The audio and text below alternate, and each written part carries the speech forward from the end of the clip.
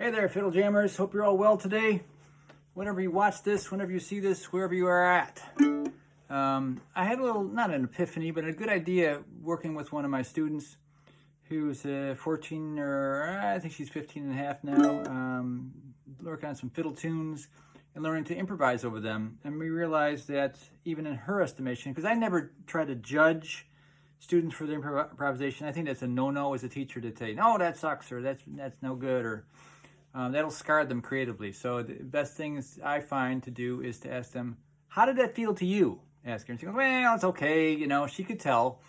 And I said, well, as your teacher, I would say, try this or try this. One step at a time, we added one more trick. And I thought that's a great way to coach someone through improvisation.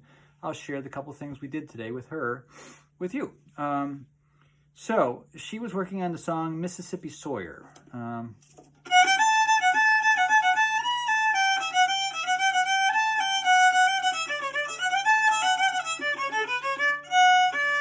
Good old tune.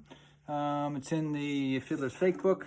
If you have that, it's a great book to have, by the way. I didn't write it, but Fiddler's Fake book. You can get it on Amazon for sure. It's a good one. It's got like 500 songs in there.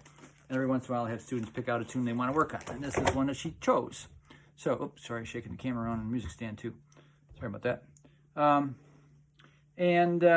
It's a simple little tune. It's about her ability level, which is good. And I said, okay, now she created a track for herself to jam to, which I was proud of her. She plays a little bit of guitar, a little bit of mandolin, and got on a multi-track recorder on her cell phone, I think, and GarageBand, and made a track that ran through 3 passes. And I have her practicing, you know, play the melody once, improvise once, and melody once, or practice improvising the whole way through all these different scenarios we try. So her improvisation sounded kind of boring, and she's using some of the not the best notes. She kept using the note G in a finger pattern. She kept going to a simple finger pattern, which was not the thing. This song is in the key of D, and the main scale you'd use for a song like this, which the melody is mostly made out of, is D major pentatonic.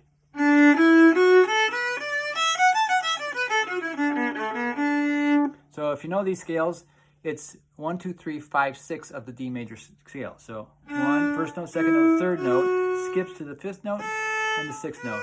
And then first note, second note, third note, 5th note, 6th note. And it's coupled down to G string, B and A. D being your main note. So she can actually follow the changes and change scales, but she was kind of getting messed up by this. So let's back up. Let's do only D major pentatonic for the whole mess and see how it sounded. And that was one improvement. It came up from a maybe a B minus to a B, she said, and in her own judgment. And I agreed. So then I said, let's add a trick. Let's simplify it even further. Now, she was getting messed up with the fingering a little bit because this D major pentatonic doesn't lay neatly on all the strings, but it does lay neatly on the top 2 strings. It has an easy zone. Open 1, 3, and the E string, open 1, 3. So let's get thinking out of the way, and let's just focus just on that easy zone, which my Fiddle Jam book does a lot. It's the whole book's basis. Find the easy zone, start there. So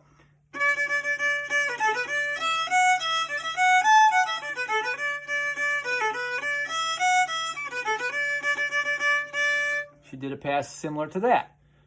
And it sounded a little boxed in. It was an improvement. We got up to, you know, maybe close to a, you know, better than B, a B plus-ish, she said. And I said, okay, let's keep you moving, because she's going.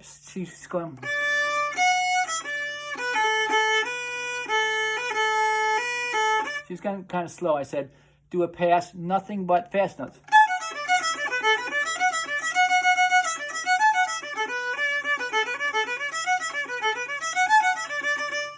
Keep moving. So she broke through that and not having to stop or worry about it so much. Just keep moving. And actually, I pointed out the melody does quite a bit of moving.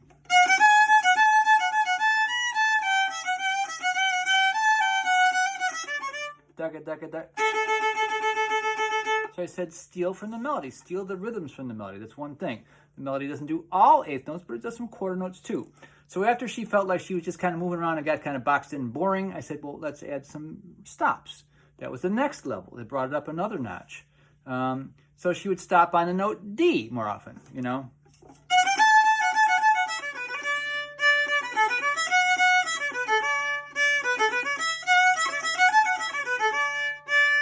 That brought it up another notch of professional, and it brought in some phrasing. So we're increasing her vocabulary and your vocabulary if you want to try these ideas, one notch at a time. You don't have to learn the whole dictionary. Just do one thing. Start with an easy zone, add a little break here, add some phrasing, add a little spot to stop and rest for a second so it brings some interest to it. The next step we did, which brought her into the A range, it was an A minus the next thing, I said, let's add the D string. So she was getting pretty comfortable with open 1, 3. I said, now that you don't have to think so hard about that, let's open it up, open up the range. So D, E, F sharp, which is where she was getting confused early. She kept putting in G's over the D chord, and that's kind of a clanky note because it's a half step away from the main note, which is F sharp. And we get da. I'm singing the G, but I'm playing the F sharp. It's kind of it wasn't so good. So now she had the easy zone plus 1, 2, 3 on the D. So it gave her a little more range.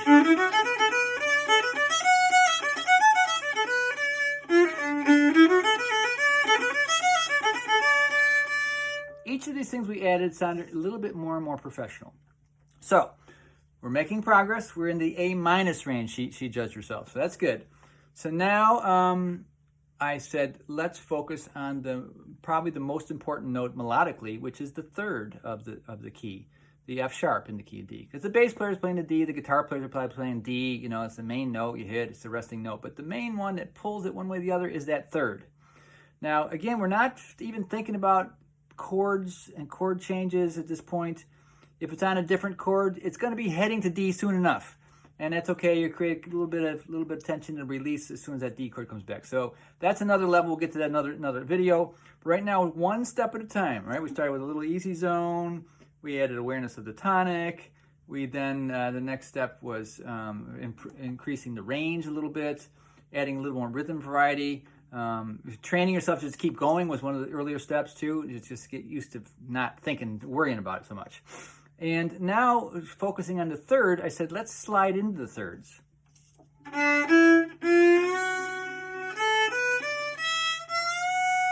So the thirds in this key, in the key of D, are the F sharps. There's two of them in here.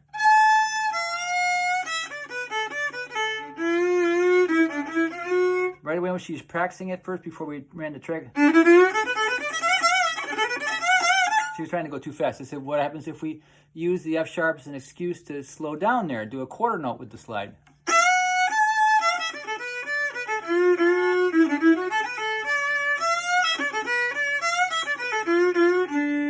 All of a sudden, we both started smiling because it started sounding like something. And man, if her parents walked in the room right now, they'll be even impressed, we said to each other. So it was a home run. Add one trick at a time, and you can make up these own tricks. You can copy them from me. Imagine yourself being your own teacher.